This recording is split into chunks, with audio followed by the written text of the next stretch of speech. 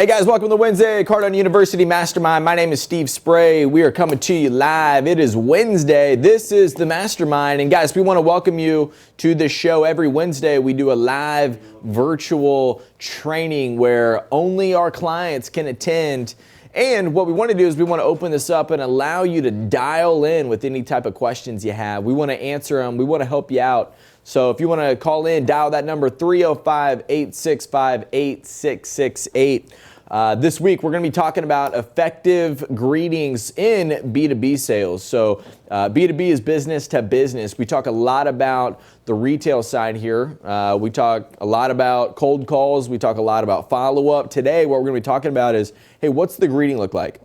And I got this question because somebody was like, hey, you guys don't have a whole lot of stuff on B2B. And man, look, if you take anything out of this program, you need to know that this program is set up for P2P, people to people.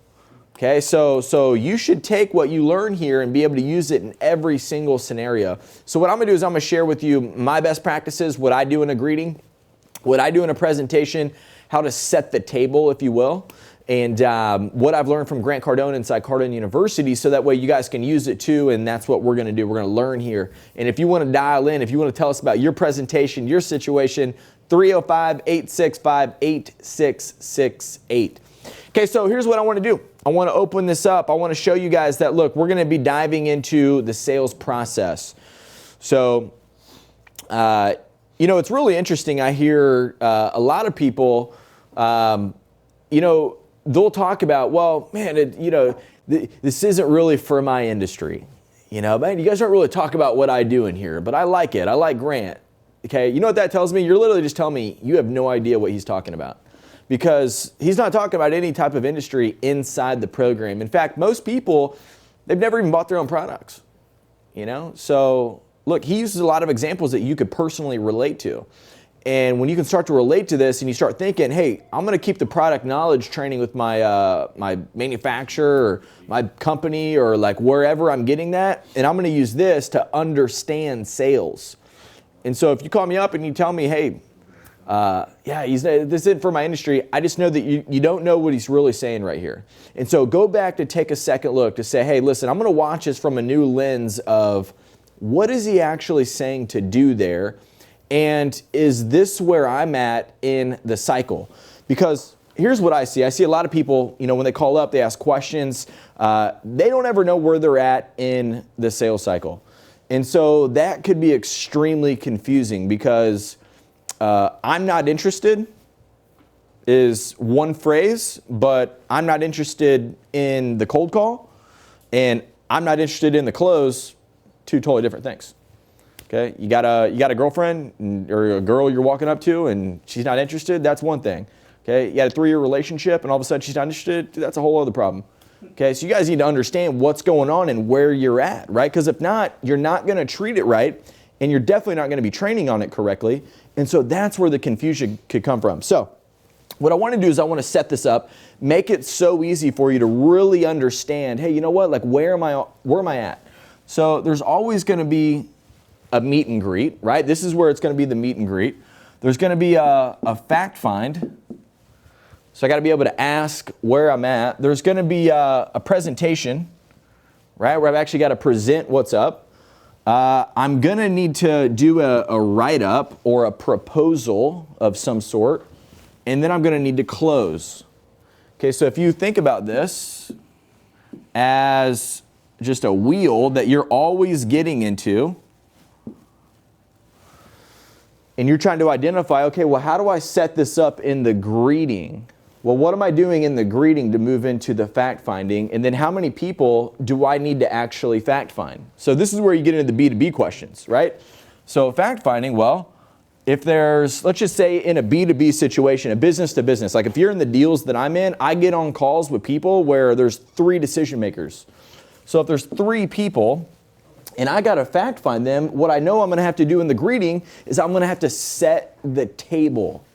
So this is where Grant talks about inside the program, he calls it putting the buyer at ease. Well, So I got to knock out the first step. I got to do the right step. I got to put the buyer at ease before I can get to the second step.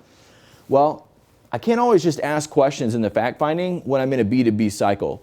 So there's really two types of fact finding. There's questions. Okay, so questions is one. That's a lot of what we talk about here. And this is, what happened there? Oh, sweet, you got control. So what happens is, look, there's questions is one of them, right? Or if I can't ask the question, I'm going to make statements because I've still got to get to the dominant buying motive right here. There is going to be what's called a dominant buying motive, a DBM. That's what Grant talks about in the program. I'm going to show you where this is at. If you want to show my screen right here. What we're talking about is we're coming from the greeting. We're putting the buyer at ease.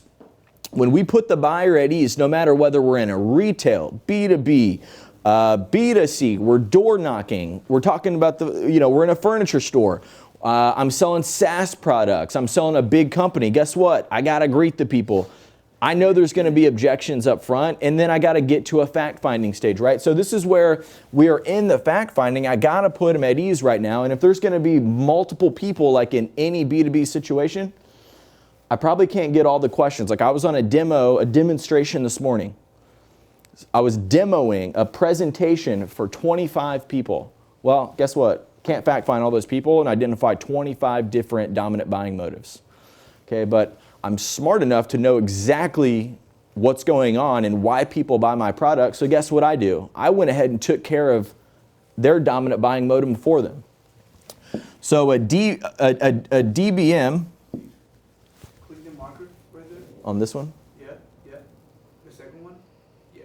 That one better? Okay. I was going to say it got a little bit skinnier. It's getting leaner on me. You can't really see it up there. So what happens, I'm looking for a dominant buying motive. The real reason somebody's going to buy your product. Well, guess what? Grant talks about how to get to the dominant buying motive in here. He talks about using questions and he talks about using statements. That's in that whole category about fact finding.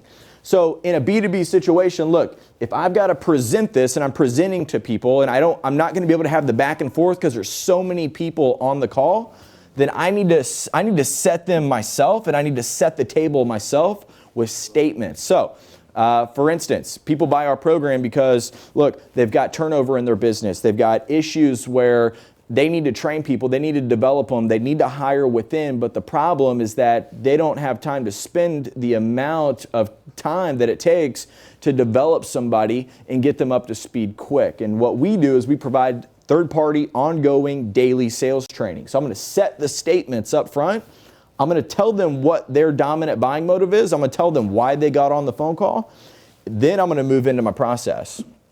So for the guy who asked the question, hey, what is the correct way to actually set up the greeting when you're in a presentation in a B2B situation? What you're going to want to do is use all of the tools that Grant talked about. So I want to recap. In fact, I actually missed one that I want to talk about right here. When we're putting the buyer at ease, Grant talks about setting the intention. Okay, so if you're taking notes at home, you want to write this down. So you can do this anywhere. In fact, you should do it everywhere. Every single presentation that you get into, whether you're in B2B, retail, whether you're in anything, you need to set your intention up front. So hey guys, thanks for joining the call. Right? If you're in a B2B situation, you're on a phone, you're doing like a screen share, right? So I think the question came from a guy who's doing that. Hey, who's on the call? Excellent. John, nice to meet you. Tim, nice to meet you. Sally, nice to meet you. Thank you so much for being on. Okay. Any questions before we get started? Excellent, right? I want to put the buyer at ease. Hey, everybody comfortable? Is the room good? Is the audio good? Can you hear any, is the audio any trouble there? Look, put the buyer at ease, same way you would if you were at a store and somebody were walking in, you're like, hey, welcome to our location. Thank you for stopping in. It's so great to meet you. Okay, we got a great facility here. And then what do we say? My intention is to get you all the information, right? My intention at the end of this call is to make sure we get you all the information, have you set up on our program. Okay, we can get you set up in the next 24 to 48 hours. That is going to be my intention. Okay, before we do that, I want to talk about what's currently going on in your business.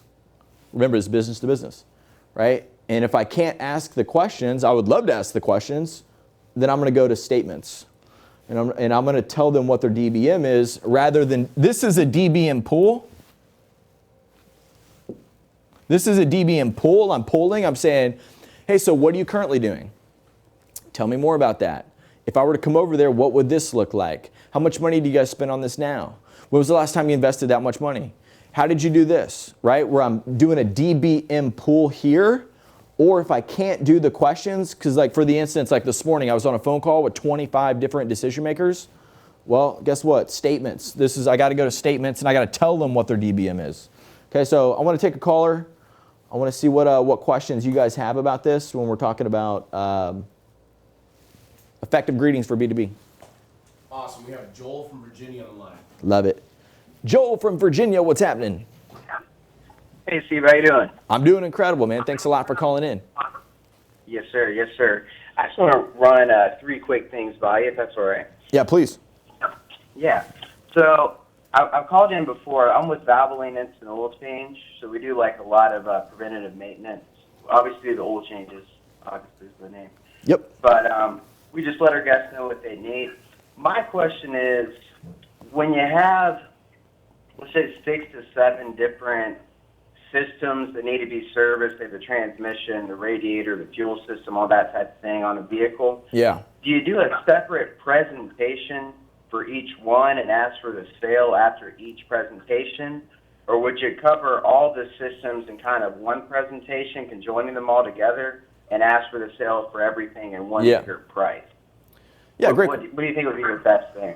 I think just knowing your business, I think this is almost a second sale, right? Like they're coming in for an oil change. They know they're getting an oil change, and then you're trying to upsell them to something else, right?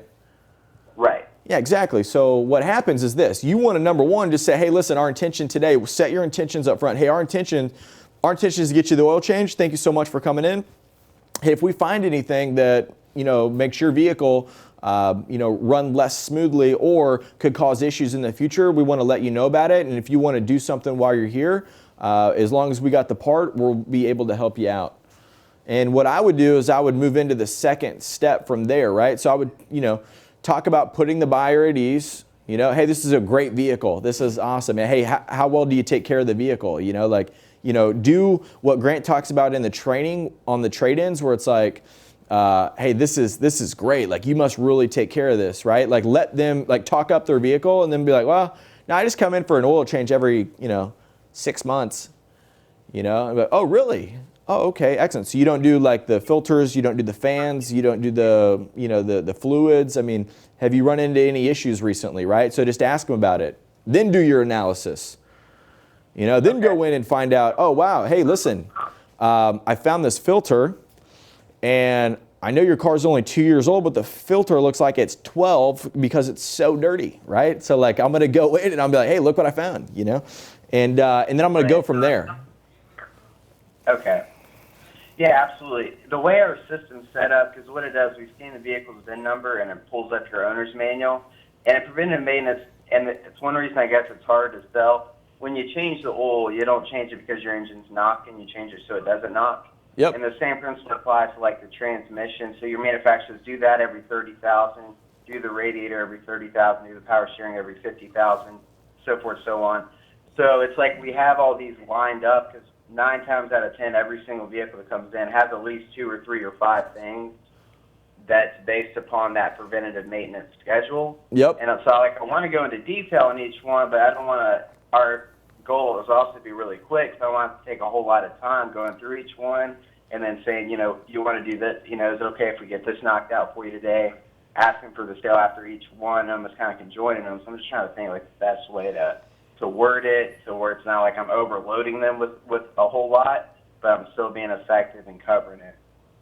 Well, just, you got to ask questions. You got to get them to communicate. You got to open them up a little bit. Number one, I would assume the sale. I would say, hey, listen, here's what we found. Go into your normal deal. If they're like, oh, wow, well, we don't really want to do that today, just say, hey, no problem. Most people don't. Most people don't. Let me ask you this. How soon are you going to be getting a new vehicle? Find out, start identifying, hey, we hadn't really thought about it. Well, let me tell you this. the next time you go trade in this vehicle, if it's got these issues, it's going to diminish the value on your trade-in. Okay, if you plan on keeping this vehicle, you're going to end up running into problems anywhere from about 6 to 18 months from now. So you're fine today, but in 6 months, there's going to be an issue. And you don't have to fix it today, but if you did, you would never have to deal with it. Okay. Right? So I'd give them the option, but you got to fact find, you got to identify, hey, have you ever had anything like this before? Like, let's just say you're talking to a guy brings his vehicle in on an oil change, right? And you notice, oh, wow, like, man, these tires, like, wow, we need to get you new tires, right? And he's like, oh, okay, yeah, no, get me 2 new tires, but he's got all-wheel drive. And you're like, hey, and he's like, well, I only want to do 2 of them. And you know that's going to be an issue because he's got an all-wheel drive vehicle, right? So it's going to burn up it's going to cause an issue on the ones that didn't get changed. And you're knowing about that. You need to ask the guy, have you ever had an all-wheel drive vehicle before? Is this your first one?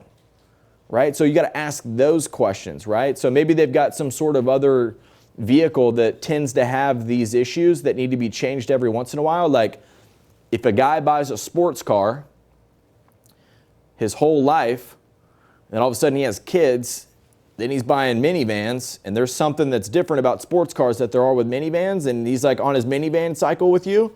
Like, dude, he's new on that product. And so he may say no to things he just doesn't know about yet. Remember, you're the expert. So don't make him wrong for it. Just say, hey, most people don't know about this because it's the first time they ever had a minivan. Okay? Let me tell you what happens 2 to 3 to 6 months down the road. Let me ask you this. When's the next time you're going to sell this vehicle or trade it in or like start learning about get them to communicate? Because when you get them to communicate, you start finding out what's real to them, and then you can sell your product or service. You can build the value there, right? Without communication, you can't do anything. Okay. Well, I kind of stumbled on something yesterday I thought was pretty good, and I had a guest that came in. They needed the power steering and the four-wheel drive system service. So I gave Tony Grant says offer the 3 options. What I did, I said if you did just the front and the rear differential, it would be like $159. If you did the front rear differential and your power steering, it'd be like $269. If you knocked them all out, it'd be like $300 something. And he was like, yeah, I wasn't really looking to do any of that today. And I was like, I understand completely. If you were to do them, which one would you do? And he was like, well, if I were to do it, I'd do the power steering. So why do you say that? Well, because I know that one's never been done. And I was like, absolutely. And that one's recommended every 30,000 miles. And I might not have mentioned this, and I just said a little bit more of the presentation. Yep. And then he ended up doing it. So at least I got the one power steering there, just by asking, if you were to do it, which one would you do? So I get the feedback from them. My man. They might not care about the four-wheel drive system as much. Yeah, how much extra did that make your company money? How much was that deal? An extra $100. An extra $100 off one strategy from Grant Cardone? Dude, that's my man. Yeah, you do that every single day, that makes a big difference. So, dude, thanks a lot for calling in, man. Really appreciate it. So, guys, listen, what we're talking about today is we're talking about different greetings. Okay, so what I want to do is I want to talk about putting the buyer at ease. Number one, when you go into this program, too, you got to look at, you got to understand your road to the sale. And you got to understand that, hey, there are the steps in the process. If I skip these, I'm going to cause myself an issue. And so what happens is, look, got to have a great attitude. Got to get into the greeting. This is where you're going to learn a lot about what Grant does. Okay, this video number 3 right here where it says put the buyer at ease.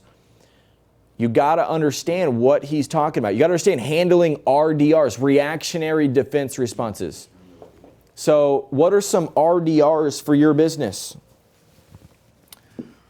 RDR is what Grant calls a reactionary defense response. Okay, so if you're new to the training and you don't know what that means, reactionary defense response is something that just happens. Like I walk into a store, guy's like, hey, what can I get you information on? And I'm like, I'm just looking.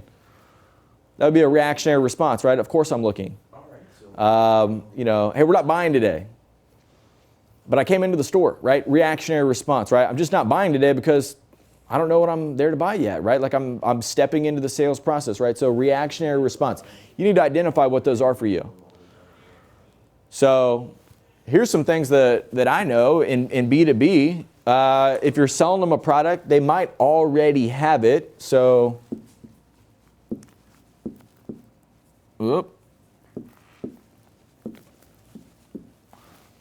Okay, here's an issue. They can go on without it. They're already doing well. They might already be profitable without it. This happens for any business, right? So I would know that this is an issue. What's another reaction or defense response? I'd love for you guys to call up. If you guys want to drop some questions in. Here we got a couple callers on. I'll take them. Next caller. Perfect. We got Anthony from Alaska. Nice. Anthony from Alaska. How's it going? It's going good. How about you? I'm doing great, man. What type of business are you in? We do sales of an online training program for body weight. Oh, beautiful. This is beautiful, man. What question do you have this week? So my question is about building and working your power base. I just watched those videos on the training, and I know Grant talks a little bit on there about how you got to get over that fear of imposing on the relationship. And I just have some questions about that. Like, how can I really, get in that mindset of not breaking trust with someone, In your in your power base? Yeah, in my power base, friends and family. Yeah, and you're selling training programs or training products? Program. And how much is it?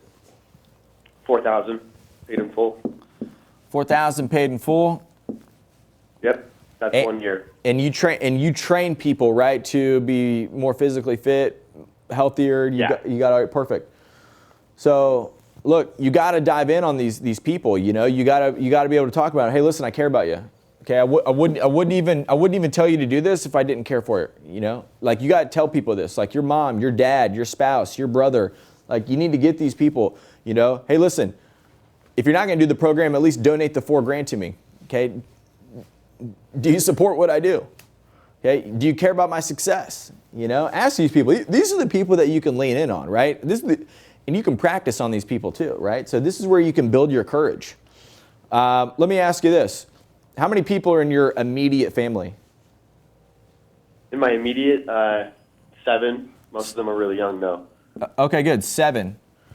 And then you got cousins? Yep. How many cousins? Like 15, probably? Yeah, 15. Good, man. And they all got parents, right? So there's probably another 30 right there, right? So there's some people in your power base. Okay, the first question I would ask, this is the first thing I would ask yourself. How many of these people right here, there's 52 of them, know for sure and would be able to pitch the idea of what you do? And know for sure what you do. How many of these 52 do you think know like exactly what you do?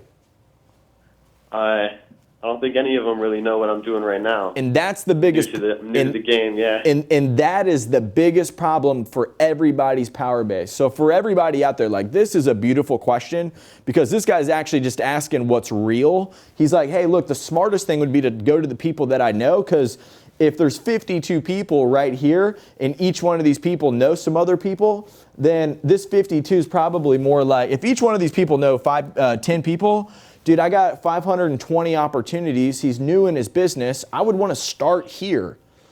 But the problem is he doesn't even have 52 people who actually know what he does. And so, dude, thank you so much for making this phone call, because this is most people's biggest problem. And I had this conversation with a guy the other day, and I said, hey, dude, how many people actually know what you do? And he went online and he actually posted online, how many people actually know what I do? Well, he still didn't really tell anybody what he did. He just got some market data of people not really knowing what he did. A bunch of people are on there posting. Hey, some people posted, oh, I know what you do. Other people posted, I don't know what you do, right? The biggest issue is that, look, let's start there. Obscurity is your biggest problem. $4,000, that's not your problem. The training, the product, that's not your problem. The problem is that they don't know. So how can we build a campaign, a marketing campaign, or a phone call campaign where you actually reach out to these people? Have you thought about that? Yeah, I have, and that's probably where my problem lies. Grant talks about how you have to get rid of that feeling like you're imposing, and I just have this reservation that if I come to people that trust me and I try to sell them something, I'll get this response like, oh, he's trying to use it for money or something like that. That's what I'm trying to get over. Like, how do I approach them without making it seem like I only care about the sale? Which I don't, but I feel like it'll come across that way, Yeah. Well, what's their dominant buying motive, right? So everybody's got, like, you sell something that people could really relate to. Either I'm trying to get more fit, I'm trying to get healthier, I'm trying to be, I'm trying to have better energy, right? So I'm going to drop those into my pitch. And so I want to show you something. If you show my screen, I'm in the prospecting strategies right now. And there's 2 videos that I want you to come in and take a look at. They're inside warm calls. And inside warm calls, there's the actual calls to the power base. And these calls are very light. They're more of like update calls. And they really just kind of go like this. It's like, hey, it's Steve. Hey, I'm just giving you a call. How's everything going? Excellent. Listen, hey, I wanted to update you on what I'm doing right now. Right? So I'm calling up my cousin. I'm saying, hey, I want to update you on what I'm doing right now in case you know anybody who would actually benefit from what I'm doing. So we provide a training program. Okay, what's some benefits of your training program? The benefit of our training program is, you'll be able to do some really cool stuff. We teach a lot of advanced hand balancing and things like that. But Yep. You're also going to avoid surgeries in the future. It'll keep you nice and healthy. Yeah. Good. Is it online? Yep, it's all online. We do coaching and then also have a lot of video and written material as well. Good. How often do you see your family? Your cousins? Sorry? How often do you see your cousins? Maybe once every 2 years. Yeah, there you go, dude. Hey, listen, we put everything online because I got cousins like you. I mean, we're blood and I barely see you. So I know you're out there doing things. I know you're online, but I know you're not showing up to where I'm at. So instead of me putting a gym together, I actually put all of my training online to give you guys hand coordination that would allow you to benefit from not having surgery in the future, right? So I wanted to update you on that. Let me ask you this. Who do you know who would benefit from what I do? Oh, wow, that's great.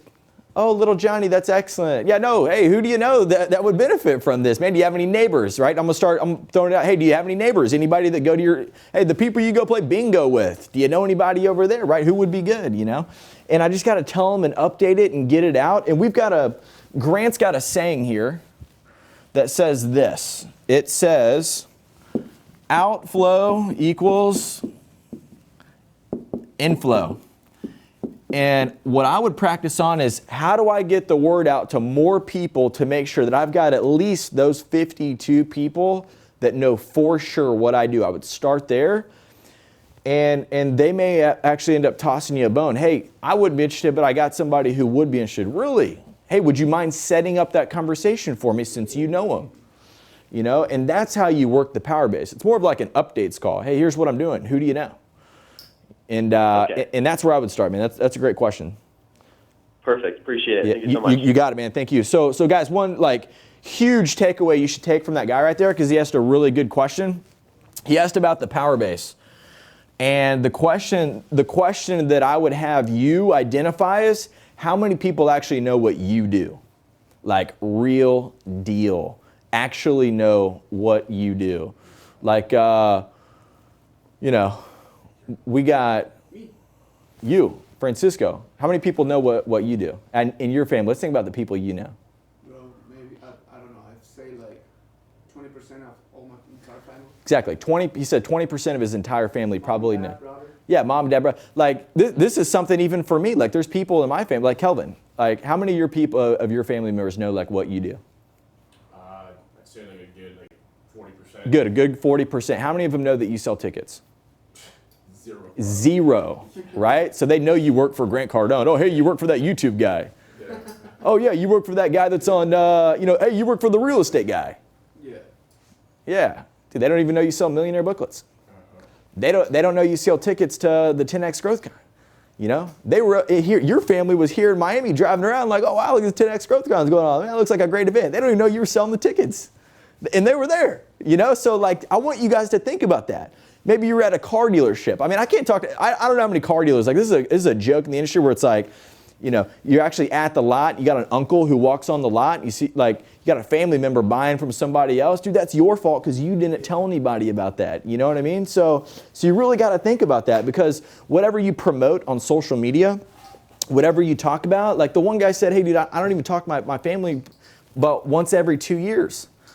Man, I've actually got some family that I haven't talked to them probably longer than that, 10 years, and I don't even know what they're doing, right? But I could call them up. Hey, Craig, Yo, listen, remember like when we were 10, we were playing soccer back. Hey, listen, what's up, man? Hey, here's what I'm doing right now. Okay, I'm trying to, and this guy, I got a cousin who's a pilot I haven't talked to in 20 years. He's flying around. This is a problem for me, by the way. Like, I haven't called him and said, hey, here's what I'm doing now. This guy's flying people around right now, talking to all the people that I probably sell to, right? So you guys got to think about that, right? So think about what's real for you, dig in. So that's why I was saying that's a great question that guy called and asked for. Last caller. Awesome. We got Tania from Nevada. Oh, nice. Tania, Yes. how are you? Great. Excellent. What type of business are you in? Legal Shield. Beautiful. We love Legal Shield. What can I help you out with this week? Well, I was curious about the close, and you had said something earlier with the guy with the car, the oil changes, Yes. where you said most people don't, but if you do today. Yeah. So I'm kind of interested in the close for people who start off saying, wow, where was that 6 months ago? But then they walk out saying, nope, I don't think I want to do it. Okay. So they were interested 6 months ago, and then now they're saying that they don't want to do it? No. When they hear about the service, they think, whoa, I could have used that 6 months ago. So they're basically saying they have a need, but they walk out without the product. Yeah, so what I would do is I would tie, Grant talks a lot about tying things to the pain. So there's in the Secrets to Closing the Sale program, there's a category talks about actually tying them not closing the deal to real pain. In their case, they've already had the pain, and so you could tie it to that. So if I were to role play with you and I were to say, oh, wow, like you dealt with that 6 months ago, how much did that cost you? Okay. So what, like in their situation, what do you think that was? Do you think it was time, money, effort? Like how much, I mean, even if you made it up for the sake of our conversation, how much do you think it cost them to not have your services? Anywhere from $500 to $10,000. I've heard all kinds of stories. So. Yeah. So here's what I would do. I would drop, wow, that must have cost you, what, 500, 5,000, 10,000? I mean, how much did that cost you? And I would ask them that, and they'd be like, oh, wow, no, I actually paid the $1,200 to handle that. And see, hey, listen, we take care of all that stuff for you here at Legal Shield. Okay, it costs $59 a month. We take care of it for you forever. If you run into that situation again, the chances are if you've already had this, you may end up running into it again. We'll take full care of it for you. Okay. Right? So then I'm going to lean in on that. And then if they even tell me again, like, oh, wow, you know what, well, we're probably not interested. Hey, man, this is where you got to ask hard questions. Hey, it cost you $1,200 last time. Okay, you don't want it. What's going to happen when it costs you $12,000? And then I just let that sit there, right? That's how I close the deal. I attach it to pain. Then they're like, ooh, they're like, dang, like I probably want these services. And then even you ask them before, hey, listen, has this ever happened before? Hey, other than that time, have you ever dealt with this before? And really dig into the problem and get to the core of like what, and then quantify it, right? So then I'm going to talk about how great it could be. Hey, what happens when it goes to 12,000? Okay, what are you going to do then? For $69 a month, or well, I'm not sure what you guys are charging, but for, hey, $100 a month, we take care of that for you. You'll never have to deal with that, right? So does that answer your question?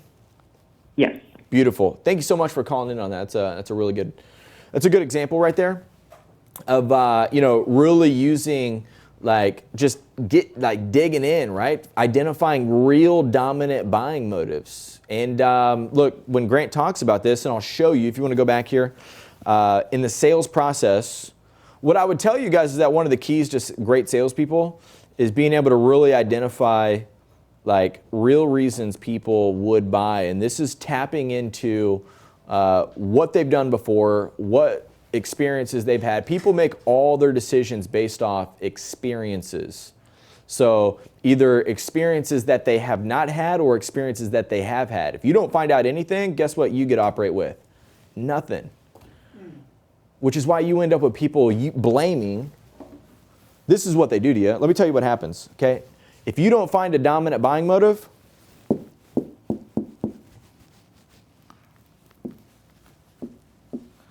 This is the answer that you get. If you don't identify a real dominant buying motive, you know what they say? Yeah, we don't have time for that. Or, oh, that's too much money. You know, so for my Legal Shield lady, right? If we don't get down to the core and like get them to connect that pain to like what the real situation is, like, dang, like, man, that did cost me some money. It'd be a lot better if I protected myself from that. Money goes away. It's like, wow, you know what? Like, dang, like I would have traded that $59 a month for 10 years to not have to pay that $12,000. That would have saved me a lot of money, you know? And then all of a sudden, like, certainty raises up, okay? What about when they're telling you, well, we don't have time for that? Well, you didn't find a dominant buying motive. Because when they find a dominant buying motive and it solves a problem, guess what? This all just washes away just like that. And that is the magic of a great salesperson.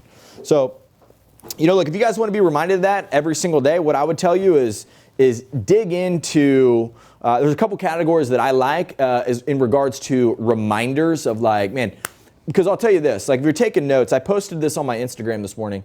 76% of all Americans, they live paycheck to paycheck. You hear Grant talking about it all of the time. But are you paying attention to what he's saying? Because that means that the aquarium that you're in, the 76% of the people around you, they live paycheck to paycheck. The 76% of people that are in Starbucks, when you go in there to get a coffee, they're living paycheck to paycheck. When you go into Whole Foods, 76% of those people, they live paycheck to paycheck. So when you start communicating with those people in your environment, guess what ideas you get? You get the ideas of somebody who's living paycheck to paycheck. That's why when you're in Whole Foods and you're in there shopping, and the lady next to you is like, oh my God, strawberries, $6. And you're like, what? Okay, because she's living paycheck to paycheck, $6. You know, when it was $4, that's a big jump. Okay, that's like a 50% jump right there. That's huge. That's big time for her. She's seen that, right? When you have got to be able to combat that, and the way you do it every single day is by training on the Cardone University. Let me show you two categories I like to help me for daily reminders. Number one, 100 ways to stay motivated. Number two, top traits of great salespeople. I know for sure when Grant laid out the top traits of great salespeople, I said, hey, there's 65 top traits. If I could focus on one every single day and start to just work in habits and build muscle on top traits of great salespeople, I told myself this a long time ago. I said, hey, if I could just do this, man, I bet I could get to the top. Okay, here I am doing this show. Okay, the other thing that I would tell you is this, personal finances, great category. Like if you want to be reminded all the time about how to be successful. Somebody asked me the other day, they said, hey, what's one of your favorite books? And I said, man, probably the most underestimated book that's been the most effective in my entire life has simply been The Millionaire Booklet. And it is not it's a 44-page book that Grant wrote. It's so simple, it's so basic, and for most people, that's their problem, that they don't get what that's for. It's a manual versus just a book to read and like, oh wow, yeah, I read that book one time. No, it's a manual to live by. Like you got to operate from it. And when you can use Cardone University that way, when you can actually operate from these key concepts and really start thinking with this every single day, that's where your habits change, and that's where your paycheck starts to change. So guys, every Wednesday we're coming back to you right here. This is the Mastermind. Thank you so much for showing up. We're gonna keep doing this so that way when you have questions and when you need help with something, you actually can give us a call and we're actually here to support you. So hope you guys are doing great. We'll see you back next Wednesday on the Cardone University Mastermind.